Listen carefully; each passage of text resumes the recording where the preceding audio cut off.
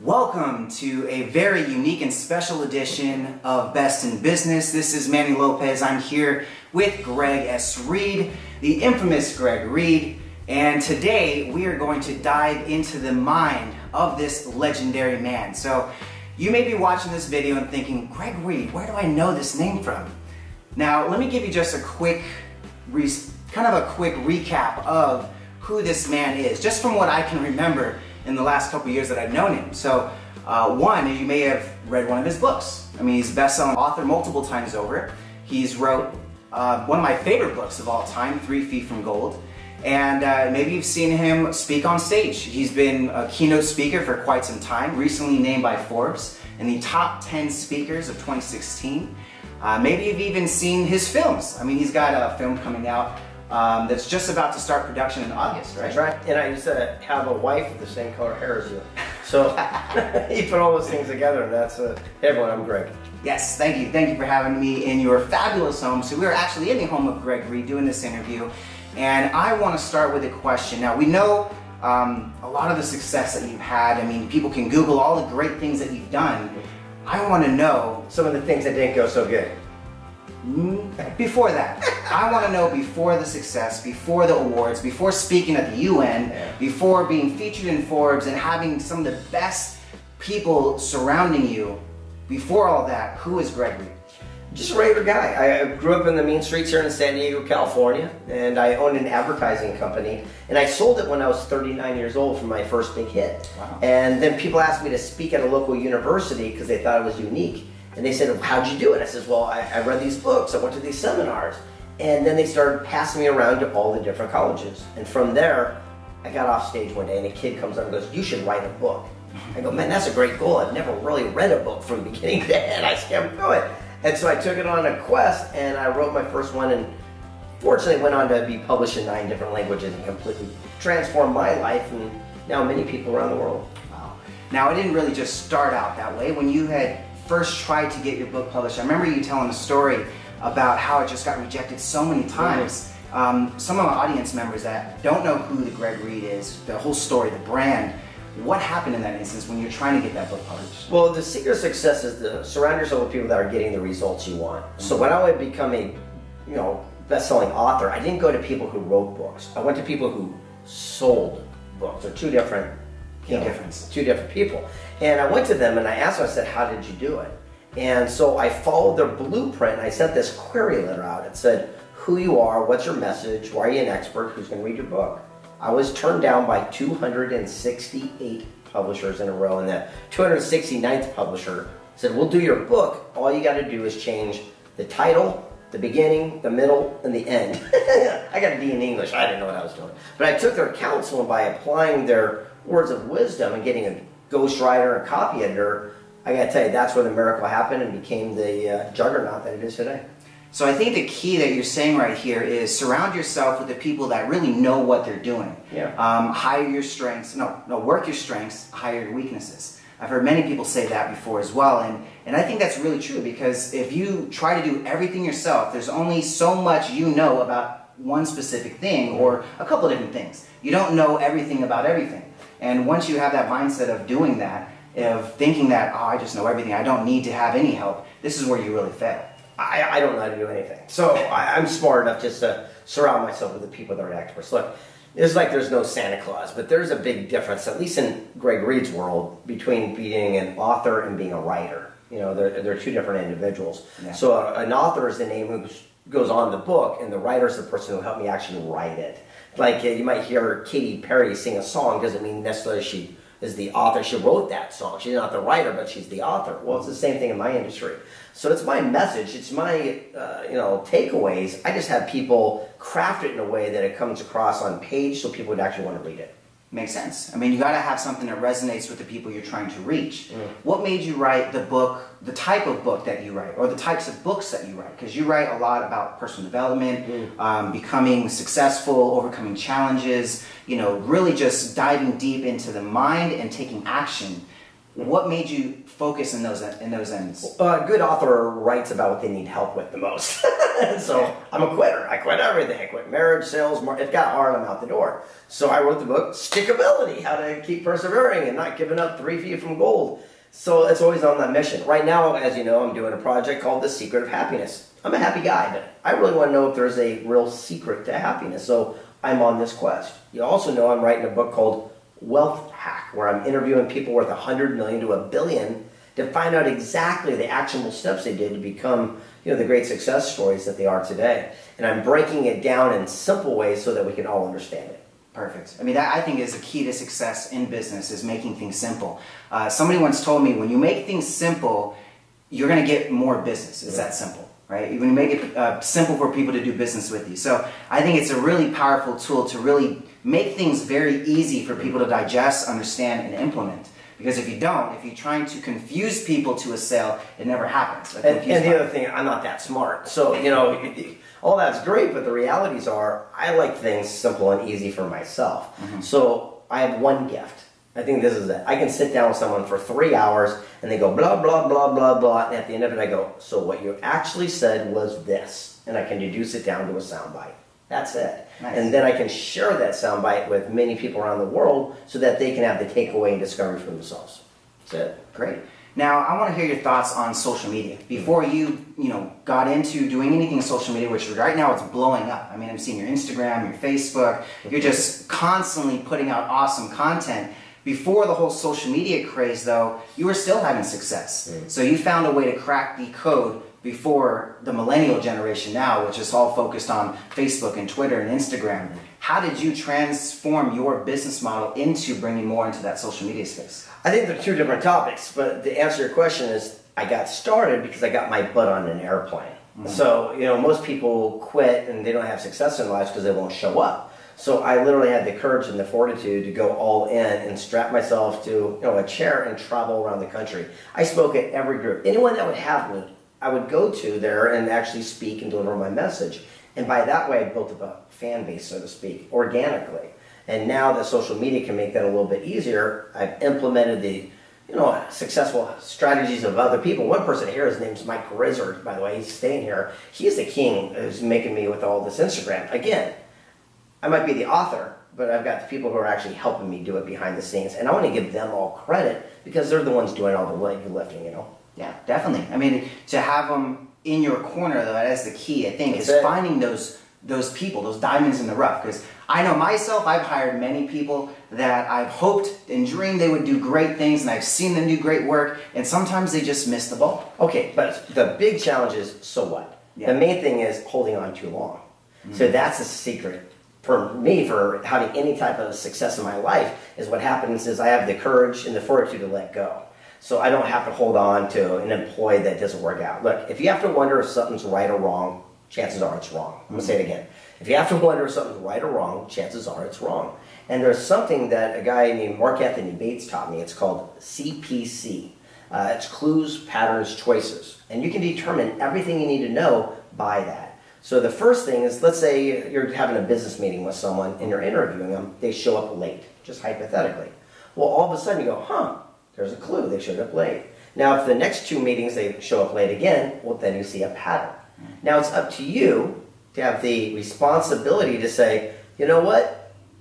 I don't want to do business with someone like that. Or I'm just going to accept this, and this is how it's going to be. But ultimately, it's up to you. Rather than change that person, it's seeing a clue, then a pattern, and have that choice whether you decide to move forward. That's how I look at relationships. Of every personal, business, everything. CPC, Mark Anthony Bates, he's a genius. Wow. I think that's powerful, because I definitely see a lot of people in my circle, including myself in many different areas, that I'm holding on to things that I shouldn't be holding on to because I have the hope that they will change. The hope that it will get better, or the situation will somehow clear up and they'll see the other side. How's that work out for you? Not well. Exactly. So what happens is clues, patterns, choices.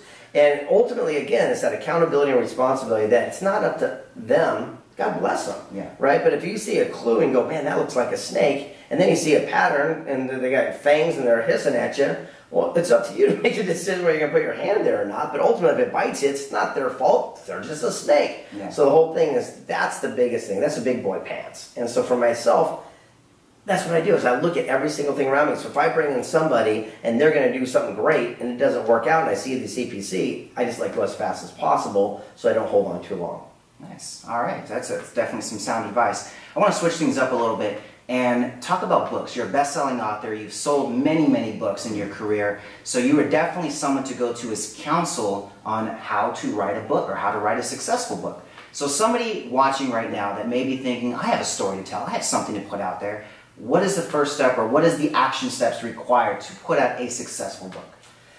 First of all, you don't have to write the book yourself. I think so many people get, they get hung up on they have to be perfect. It's got to be their voice.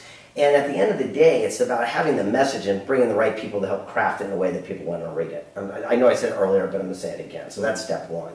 Step two is to make sure you have a message. Everyone's got, wants to have something to say, but they don't have something to say.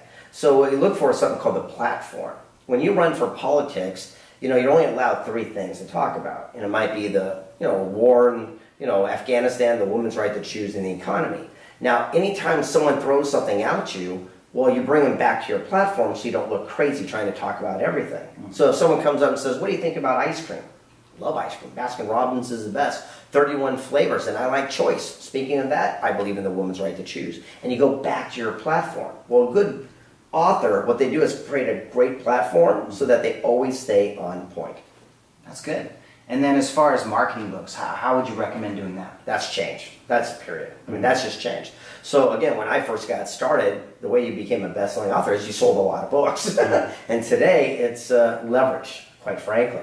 Look, if you write, it's been said there was 968,000 books published last year alone, and 99.4% sold 100 copies or less. So that's all your mom and family and friends will buy about your poems on your kitten. And so the whole idea is to leverage. So for myself, if only 100 books on average, well, me trying to sell 100 books out of the trunk of my car would be hard.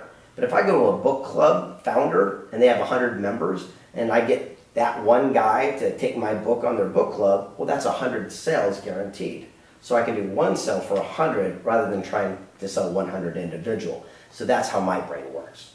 Nice. So you're going for the big, kind of like a multitude of sales versus just going the one-to-one route, where it's like on a one-to-many. Well, it's just leverage. I'm just going to use that word. So, for example, when we did 3 Feet from Gold, one of the greatest interviews I did was a guy named Jack Mates, who created Velcro USA. Yeah. And I said, how'd you sell 5 billion people Velcro? He says, I sold 5 people. Head of automotive, head of aerospace, medical, fashion. They found the application brought to the world. He says, don't sell individuals, corner a market.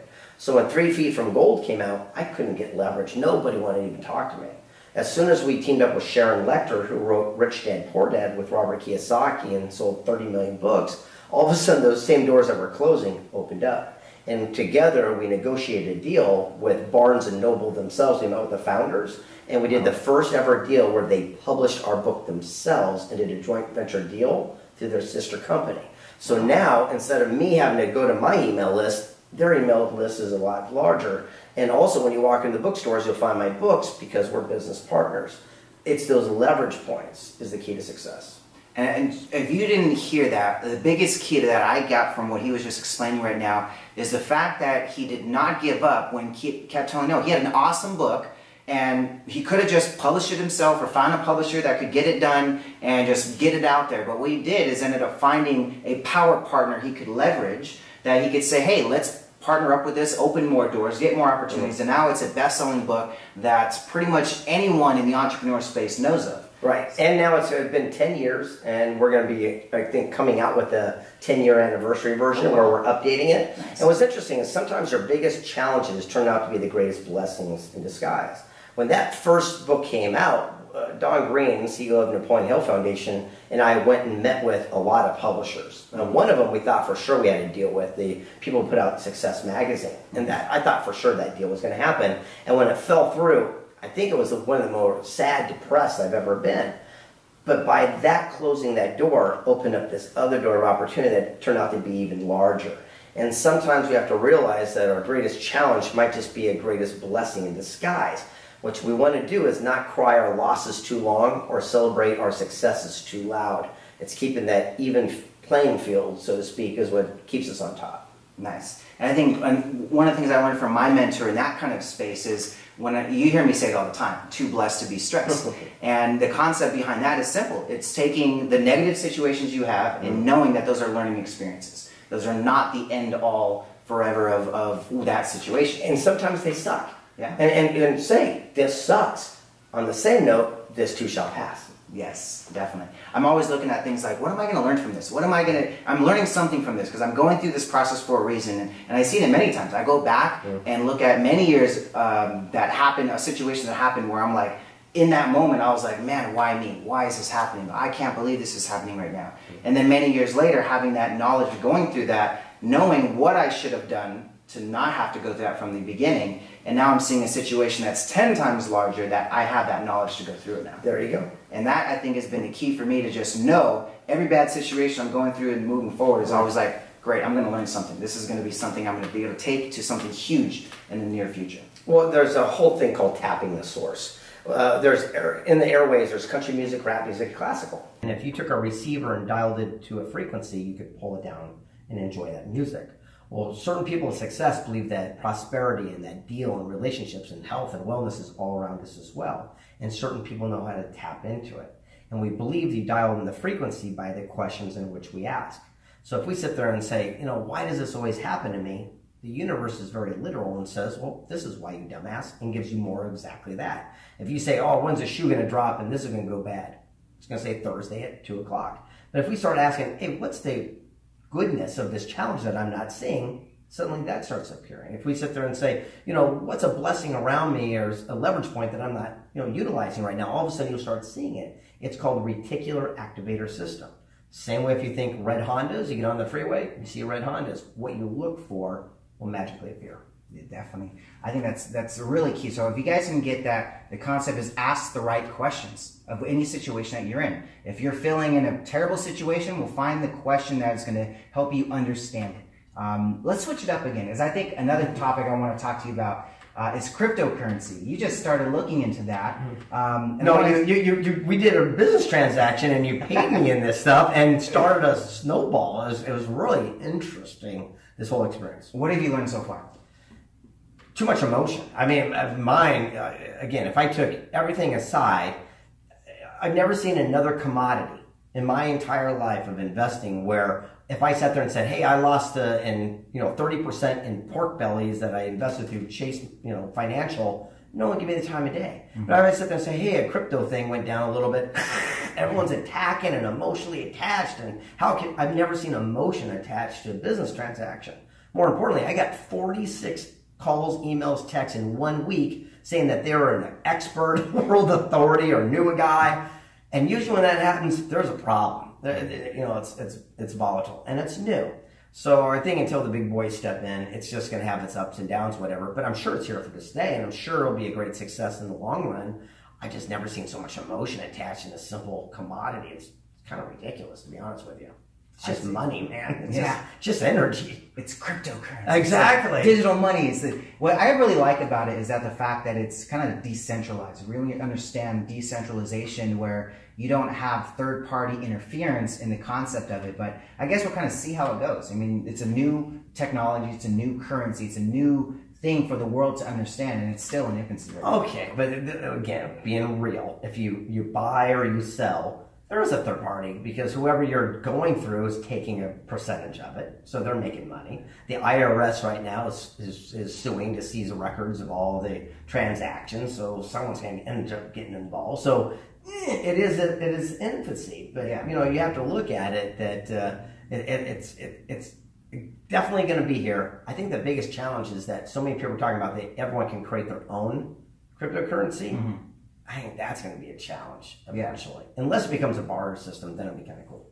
Well, I mean, if you look at it from what I've understand about the creating your own cryptocurrency, that's on the Ethereum platform, and they may come on some other ones down the road as well. But the concept of it is to really kind of create your own token that you can use, and basically the way people are using it right now is for crowdfunding. Right. I mean, you got these things called ICOs, where it's kind of like an IPO, but for cryptocurrency, unregulated. People are raising millions of dollars like overnight in this stuff. And I think that's really what's bringing that volatility right now, is having those big investments, big sell-off, big buys, and they're just coming in a matter of just days and minutes. Well, okay, here's the other thing too. And again, we're brand new. So I'm just showing you it's been a week, folks, so I am not an expert. No counsel here, right here. And you will not get an email from me saying I know somebody's an expert. However, like when Ethereum had this big crash, 30%, that was based on, there was a rumor going around that the founder was in a car crash and people were selling off like crazy. So if you can crash an entire financial thing on a rumor, I'm not a rocket scientist, but there's something there. It's going to be fun to watch. Oh, did you hear about one of the GDAX or something? I forget which one it was, but it literally in a matter of seconds dropped from 300 plus down to 10 cents and then shot back up again. But basically, the reason it happened is one guy sold off millions of Ether at one time, and they couldn't get the buyers to get it all, so it automatically just dropped the price real quick. And one guy made like, he bought it for like $3,000, made millions of dollars off buying that 10-cent Ether. Man, I'm like, wow, it's just crazy the amount of definitely emotion that's involved in that type of space. Next topic. Next topic. All right, let's talk films. You've got a film coming out. Yeah. Tell me about that. Well, I have an opportunity. My job is I travel the world to meet the most powerful and influential people and tell their story in book and film. One person was our dear friend, Frank Shankowitz, co-founder of something called the Make-A-Wish Foundation. And Maybe I was interviewing him, and I remember I was taking off my microphone at the end of it. And I said, and by the way, Frank, I go, what was your wish? He goes, what are you talking about? I go, well, you're the founder of Make-A-Wish. What did you ask for? And he goes, no one ever asked me. I go, what? I go, whatever it is, say it right now, I'm your genie. I will grant your wish for you. I go, it doesn't make a difference what it is. I promise you, I will fulfill that wish. And he says, I just want my story to be told so my grandkids know I did something cool. And I said, it's done. And so now on August 14th, we are shooting Frank's major feature film in Prescott, Arizona, and making it come to life. That's pretty cool. Yeah. And the film's called Wishman. Wishman. Perfect. And that's going to be hitting theaters, not theaters, but like, well, I don't know how you're going to be distributing. I don't even know how that concept works yet. But that's going to be 2018. Yeah, 2018. 2018. So we shoot in August and in September. It's about 3-4 months of editing, and then we'll start submitting for all the different festivals, things of that nature, and then we'll be trying to sell to the international market on a large scale. Wow. And then hopefully we'll get picked up by a major distributor and it'll hit the theaters. What's really interesting though, same thing as like the cryptocurrency, things have changed. Mm-hmm. So even like 5 years ago, things have changed. Yeah. If you wanted to shoot a movie, well, you have to buy these fancy cameras that only Hollywood could get. Today's market, for 10 grand, you can rent the highest possible performance. It's an equal playing field. Nice. And now on your computer, you have the same editing equipment that they did 5 years ago. And now all of a sudden it's 4K. And instead of having, beams and booms and helicopters, you've got all these drones and things. So you can actually shoot an incredible film so much cheaper than you could just 5 years ago. Oh, yeah. If you looked at it, even these Oscar-winning films for only a few $1 million are winning, the major prize. And I have a feeling that Wishman is literally set up to do very, very well. Awesome. Well, I can't wait to see that in theaters. So that's going to be an exciting thing. Let's switch it up into a little bit talk about family. So you have a son. I'm a father myself. How is fatherhood? It's the best thing in the world. I mean, absolutely amazing. And I think the time that I spend with my kid is it's priceless. It's really interesting because my father's generation spent on average 7 minutes a day with FaceTime with their kid. Wow. And our generation is different. I mean, we get to we have the luxury of entrepreneurship to spend a lot of time. So I get to see my kid about 50% of the week, and it's just incredible. I mean, we play games, we have the same projects, we're always goofing off, and it's just amazing. He's only 5 years old. He's a pretty advanced 5. That is awesome. What would you say is the biggest challenge to fatherhood right now?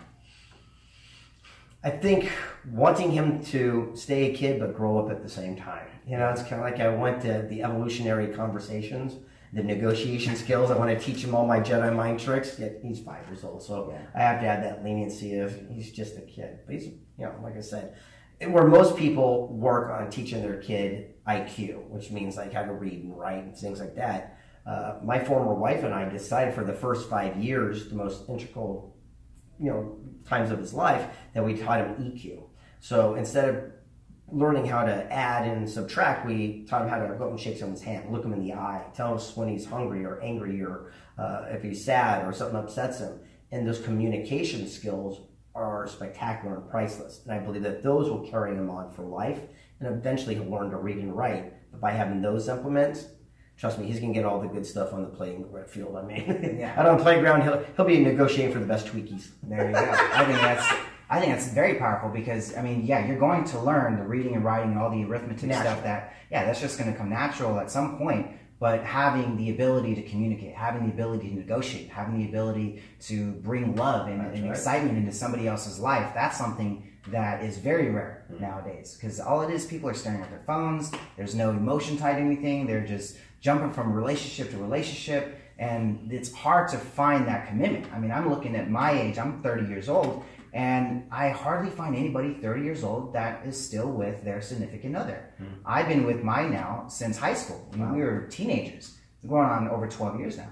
And it's like a diamond in the rough to be able to find someone that's very similar to mine. And, you know, it's crazy. But I think with today's digital age and all the opportunities and basically the choices that we have, it makes it very difficult. I mean, I grew up in the MySpace days where, you know, MySpace was the biggest thing out there. And then before all the, you know, social media took off, I already had my wife. So, you know, for me, it's been a little different. But how is that in today's day and age? Because you're now on the open market in a sense. You know, you have kind of grown up having to deal with the social media side of relationships. How does that play into your life? It's a fine line. You know, it's interesting because out of respect, you know, if I go out on a date, I'm not going to publicly broadcast every time I'm out in the public with somebody. I think it's inappropriate. So I have to have two sides of my life. So the reality is there's a stage Greg and then there's a home Greg. And they're two different Gregs. And so, you know, I'm still the same person, but I got to make sure what I show to the general population. What would you say is a percentage of how much you're transparent in your life to what people know? Well, people that know me, I'm 100% transparent. I mean, you know everything about me, so it's kind of interesting, right? But the realities are not that much because, again, when I'm going through some of my trials and tribulations or relationship things, I did not publicly air because, I just find it to be inappropriate. And what's really interesting is even when I was going through my divorce, I actually love my ex-wife. I mean, I think she's spectacular. And it's just, one of those things where we both moved on and grew to a different, phase in our life, so to speak. And we've now built a relationship where we can still have a loving conversation and co-parent our child and doing it in a way that we both have everyone's best interest in mind. I think that's what's modern and cool and unique. I mean, even at his birthday party, she got to come and her family and my family, we're all together, we still hang out. It's pretty spectacular. All right, so relationship-wise, I want to know, what would you say is the key to having a successful relationship? How would I know? I've been divorced 3 times. But I'm saying you have gone through the situations. You didn't come out on the successful side, but maybe you've learned some things that you can apply to a new relationship. What do you think after those failed relationships? What have you learned so far? I 100% don't think those relationships failed. I think, again, we just moved on. Well, the marriage failed, I guess. Correct. And the realities for myself is the only common denominator is me. Right? I've been married to 3 amazing women. The only common denominator is this knucklehead. So the whole thing is part of personal growth is the growth part. And I'm strong enough to say that I'm sure I've got some issues I need to work through. And what's really funny is I also realize if you don't lie, cheat, and steal, you can remain friendly with the people that you're the most intimate with. And that's the way I live my life. That's good. So lie, cheat, and steal. Remove those from you, which should be removed already anyway. But there's definitely a good key to success there. Let's talk about business. I want to say, you're an entrepreneur in many different fashions. That's right. Speaker, author, filmmaker, super networker. You've interviewed some of the biggest names out there, including, a lot of my idols that I've looked up to for many different reasons. I know recently you've interviewed Edward Snowden. You had interviews with astronauts, professional athletes. Who would you say has been the most interesting interview you've had? God, it's like picking your favorite child. It's so funny because every time someone asks me, it's usually the most latest one, I guess, so to speak. And when we talk about Edward Snowden, it was really interesting because the takeaway that I got from that interview is I'm not pro or con this cat. I just go directly to the source. And it's interesting, people say, well, why do you interview all these different people? And some people have emotional attachment again. Well, I don't talk to coaches and teachers and mentors. I just go to the actual human being. So I actually went to the source to ask this person, you know, what they went through. And again, what we are taught in the media is a little bit different than the realities, at least directly from the person who's living that life. Yeah. And so that's the reason I did it. But I'd say my favorite one of all time would be, you keep saying the Council of an Opinion, and that's it, because I keep saying this. His name is John Schwartz. He invented superstring theory. Oh, okay. And I asked him, I said, what do successful people do different than non-successful people? And he said, successful people seek counsel and failures listen to opinion. And I go, what's that? And he goes, opinion is based on ignorance, lack of knowledge, inexperience, like a family friend who's never done what you're about to venture. He said, counsel is based on wisdom, knowledge, mentorship, people have paved the way. He said, if you go to a family friend who's never written a book and say you're going to write one, they'll tell you every reason you can't because they've never done it. But if you go to Mark Victor Hansen, who wrote Chicken Soup for the Soul, sold 100 million copies, he'll say, before you get started, here's what you need to know, and give you counsel based on wisdom, knowledge, mentorship. John Schwartz said, if we would spend our activity only seeking the counsel and ignoring people's opinion, that's the day your life would change. Wow. So I spend every single moment of my life only seeking counsel and ignoring people's opinion.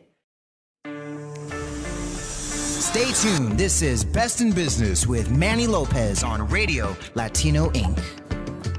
I'm going to do a tour of Greg Reid's home. Without his permission, of course. Infamous staircase. We are in Greg Reid's home.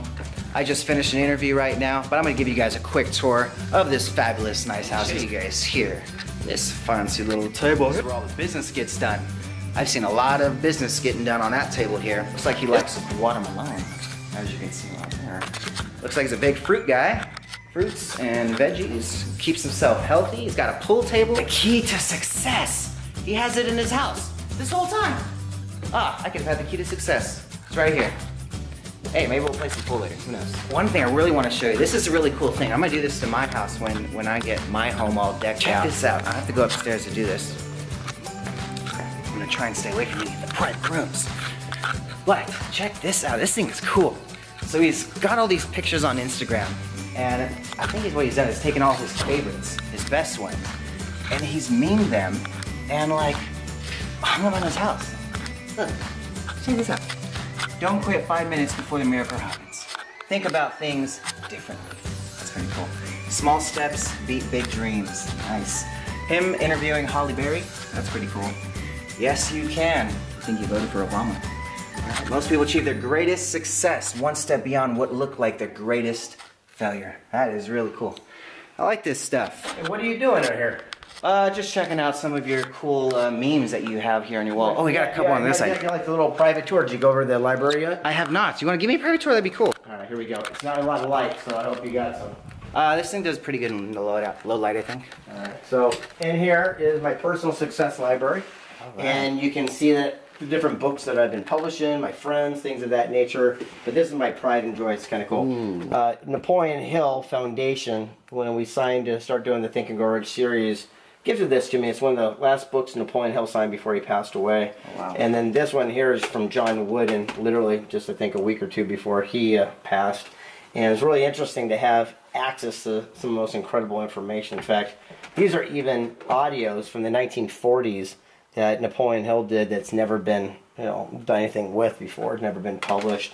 And it's really cool to sit and pick the brains of these people, I guess, just to see how they thought and what they did. Yeah. Nice stuff. There's my favorite book of all time right there. I literally did not put that book down for a day and a half. Well, look at this. It's the only book that I read that fast. And when we did that, I had all the different people I interview actually sign a 3-foot ruler for it. And this is the camera I filmed the entire movie on. And it's interesting. These are the different languages now that book has been published in. There's so many of them here. It's like I don't even know what half of them are. It's kind of an interesting thing. When we did Stickability, I had everyone sign duct tape, and then every time we do a different project, and there you go. You got a letter from the White House there. Oh yeah, Bill Clinton, a little commendation. This is the Ugg Boots founder, Brian Smith did an Ugg boot. Over here is some cool stuff. This is the actual letter from the Napoleon Hill Foundation to get started with the Think and Grow Rich series. This one's kind of special. This is from Tonino Lamborghini. Just kick this one down here. This is his personal book that he just autographed and signed over. Wow. And then these are kind of neat too. So Les Brown's one of our buddies here. You gotta be hungry! Gotta be hungry. So he signed this little nugget, and then we have all these little things in here too. So everything from the Jamaican bobsled team to Josh Flagg from $1 Million Listings, and the founder of Chuck E. Cheese, and all these different items. It's pretty neat. Wow, that is cool. And then this is like your shortest book ever, right? Yeah, that's a 3-page book. Everyone can read that. But this is where it gets really cool. A lot of people have never seen this. I collect a lot of special books. So this one right here is the actual sales copy for Charles Lindbergh when he was doing his first book. So this would be the salesman's copy to go around and share what his book would look like. And so this is the special little anecdote there. Nice. There you go. All right, there's the library. Cool. I need to get me one of these. What, a library? Yes. My library is like a small little bookshelf. All right, you gotta see the room then. Put it on. All right, so I think that's it. There's some more little pictures and things, and there you go. Some more memes. Let's check these out. Do. Very simple. Your time is now. I figured out how you did this one.